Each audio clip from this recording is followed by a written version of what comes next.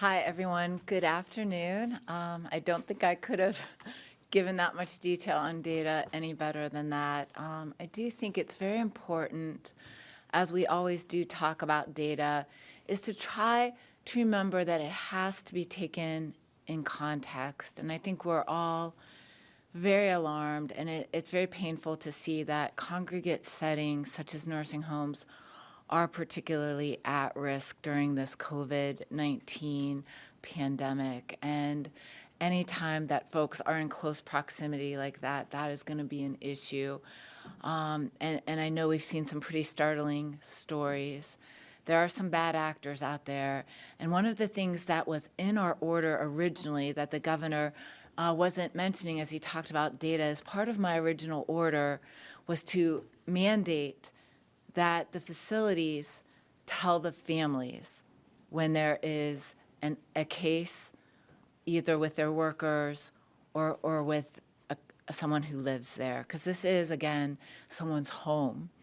And I think that's very vitally important because we are going to see folks get sick in nursing homes. We'll see some folks die. And that doesn't necessarily mean that they're getting bad care. They might be getting the best of care. And so it's really important for all facilities and all families to keep that dialogue open. What is not acceptable is for folks to be left unawares. And so I think a very important part of our order was mandating that within 24 hours that communication be taking place, because we do have the right to know what is happening with our loved ones. So I just wanted to add that caveat in there. So starting with our data today, we do now have 12,919 cases. Of course, we've gone over a weekend, and we have 2,653 hospitalizations. And now on record, we have 509 deaths in the state of Ohio from COVID-19. Next slide. While most things are staying pretty steady in terms of our percentages because we're still testing at about the same level, I think one thing we need to take into consideration as we look at our data is that we did go into prisons and do some intensive testing, as was mentioned last week. What was fascinating about some of that data is the amount of asymptomatic cases we are picking up. I talked to my colleagues in all our neighboring states, and they are seeing a similar trend when they go into a facility and do widespread testing in a high-risk situation. They pick up extraordinary amounts of asymptomatic cases in one institution, up to 70%. And we're starting to see that in the literature. So that wasn't new, whether it's a nursing home or a prison. Now, those asymptomatic cases might be someone who's not yet showing symptoms, and those are numbers, sir, that we don't really know yet. And then, as we know, there is a significant amount of the population who are really being carriers or vectors without even realizing it. So this is the game of this virus. The threat of it is that spread. All of this is about how much we're spreading and putting others at risk, maybe while not knowing it.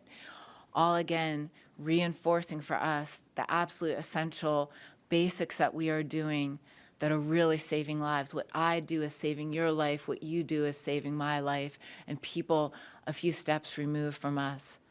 Other interesting data we found is that there's a significant amount of morbidity and some interesting indicators in younger age groups around things like obesity and other effects on the body that aren't necessarily, we've been thinking this as a lung disease, but it's really having impacts on different parts of our bodies and at different ages.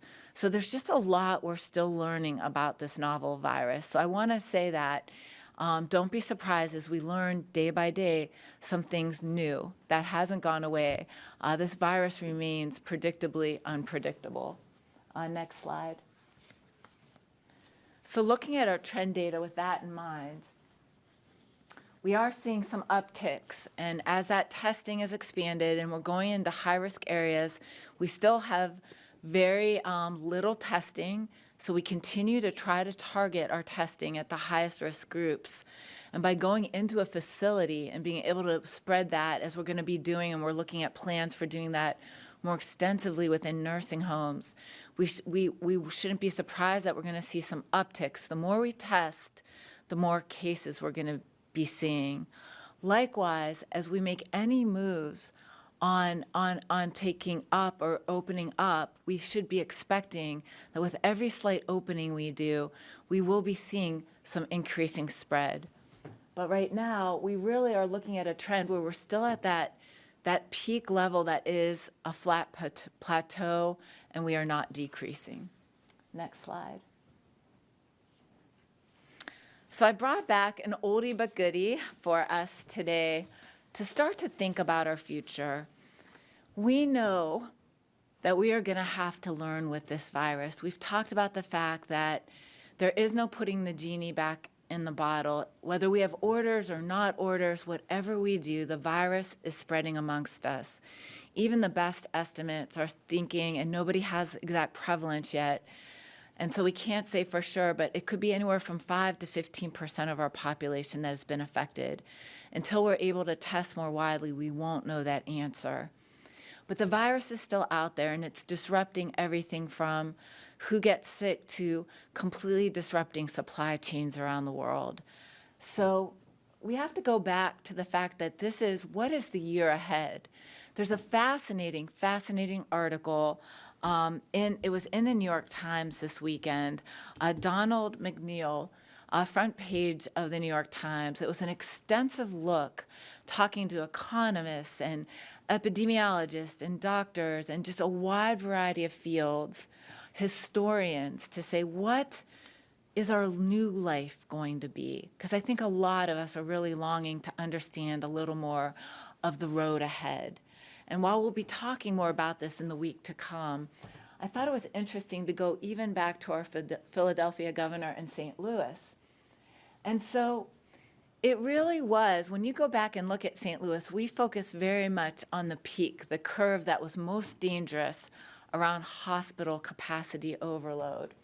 And we remember that Philadelphia spiked so much so that it ended up dealing with some of the things that we're looking at in New York City right now, where we really, are concerned about having enough providers, where there's now evidence that ambulances were not able to get as quickly to people at home having a heart attack or a stroke.